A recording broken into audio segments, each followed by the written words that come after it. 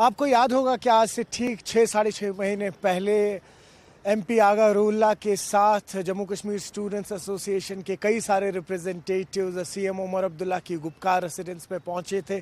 मसला था रिजर्वेशन का, किस तरह से रिजर्वेशन को रैशनलाइज किया जाए, उस पर बात चल रही थी।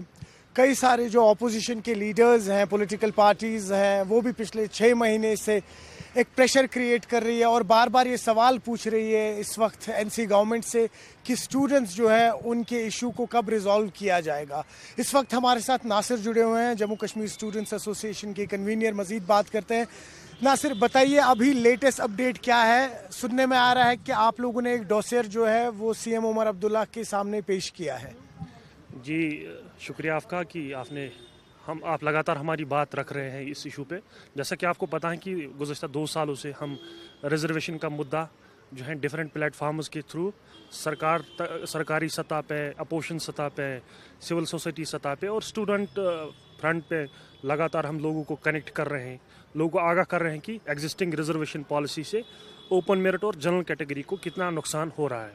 तो लगातार हम 2 साल से डिमांड कर रहे हैं कि एग्जिस्टिंग रिजर्वेशन पॉलिसी को आप जो है रैशनलाइज करें और जिस कम्युनिटी की जितनी आबादी है उसको उतना हक दें। बाकी हमने क्लियर कट कहा है कि हम किसी समुदाय के खिलाफ नहीं है, हम गुजरों के खिलाफ नहीं है, बकरवालों के खिलाफ नहीं है। हमें पता है कि उनके साथ हिस्टोरिकल इनजस्टिस हो रहा है। एफआरआई आज भी 14 साल इम्प्लीमेंट करने के बावजूद भी उनके साथ जुल्म हो रहा है, उनके डोकाज कोठाज को डिमोलिश करते हैं।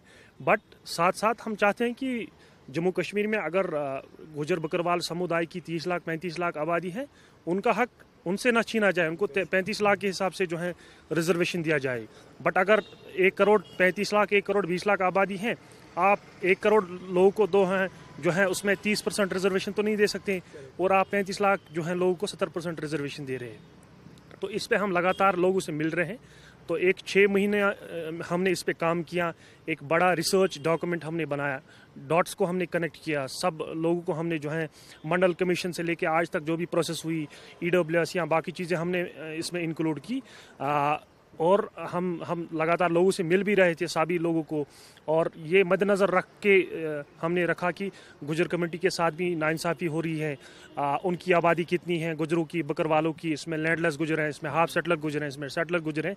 सारे इश्यूज़ को हमने मद्देनज़र रख के 6 महीने में हमने एक डॉक्यूमेंट 80 पेज का डॉक्यूमेंट बनाया, जो कि हमने कल honourable chief minister Jammu Kashmir Omar साहब के जो सलाहकार हैं, एडवाइज़र हैं, नासिर असलम वानी से हमने मुलाकात की। मुलाकात के दौरान हमने उनको जो है अपना डोजर, अपना वेल रिसर्चड जो डॉक्यूमेंट है वो हमने उनको पेश किया और हमने उनको आगाह किया कि हमने इसमें क्या क्या चीज़ें रखी हैं, किस तरह सिस्टमेटिक फ्लाज हैं, जो हैं सोशल इनइक्वलिटीज़ हैं, या बाकी जो प्रोसेस पूरा जो एक पूरे एक समुदाय को जो है डिस्क्रिमिनेट करता है, उनको अपना हक नहीं मिल रहा है। तो डिटेल डॉक्यूमेंट हमने उनको भेजा, उन्होंने पढ़ा, उन्होंने कहा कि आने वाले दिनों में, चूँकि उमर साहब कहीं चले देश में, इधर थे नहीं इंडिया में, कहीं विदेश चले गए थे, कल वो आ रहे हैं। तो पीएम के विज़िट के बाद वो इस डॉक्यूमेंट को देखेंगे, इसको रीड करेंगे, इसको रिव्यू करेंगे और जो है इसको पॉलिसी एक्शन देखेंगे कि क्या ये जो है फिट हो रहा है, क्या इस पे जो काम हुआ है 6 महीने तक, क्या वो हकीकी में काम हुआ है, या किस सभी जो है कम्युनिटीज़ को जो है हम देखेंगे कि उनका कितनी आबादी है, उनका कितना मिल रहा है एग्जिस्टिंग रिजर्वेशन पॉलिसी से, किस समुदाय को किस तरह डिस्क्रिमिनेट किया जाता है। और उम्मीद उन्होंने की कि इन सारी चीज़ों को जो है हम कंसिडर करेंगे। हम उम्मीद करते हैं कि जो हमने डॉक्यूमेंट, वेल रिसर्च डॉक्यूमेंट उनको पेश किया, उसको बाज़ाब्ता वहाँ सरकार कंसिडर करेगी। हालांकि हम ये बात क्लेरिफाई करना चाहते हैं, हम किसी समुदाय के खिलाफ नहीं है, लेकिन जब किसी समुदाय को उसको जो इकोनॉमिक कंडीशंस है उसके बियॉन्ड में जब उसको रिजर्वेशन दिया जाता है, फिर तो रिजर्वेशन का जो प्रिंसिपल है वो तो खत्म हो जा रहा है, फिर उसको वो तो कंप्रोमाइज़ होता जा रहा है। बाकी हम क्लेरिफाई करना चाहते हैं, किसी समुदाय के खिलाफ नहीं है।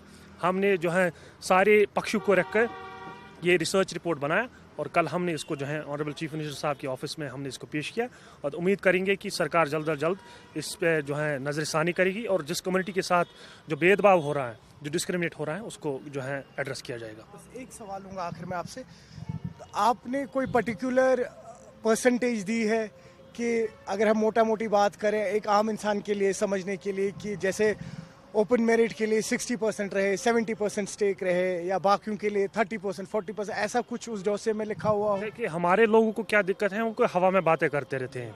कहते हैं कि हमें जी 90% रखो, कोई कह रहा है कि हमें जी 80% रखो, हमें जी 70-75% रखो। हमने 6 महीने तक जो है इस पर रिसर्च की, सभी कम्युनिटीज़ को हमने मंडल कमीशन, हमने EWS की जिक्र की है, उसमें हमने खाली परसेंटेज का जिक्र नहीं किया, हमने ढेर सारी रिकमेंडेशंस उसमें सरकार को दिए हैं, जिसमें EWS हैं, जिसमें रिजर्वेशन पॉलिसी का है। जहाँ तक आपने प्रश्न पूछा कि परसेंटेज का, हाँ हमने जो है इसमें परसेंटेज वो भी एक रिकमेंडेशन रखी है, जिसमें हमने 60% जो है general category, open merit category को रखा है, और 40% हमने जो है जनजाति समुदाय, जिसमें गुजर आता है, जिसमें पहाड़ी आता है, जिसमें बकरवाल तबका आता है, उसमें हमने 40% उनको रखा है। बहुत शुक्रिया। न्यूज़ 18 के लिए अयूब खान के साथ श्रीनगर से मैं सरोज कफील।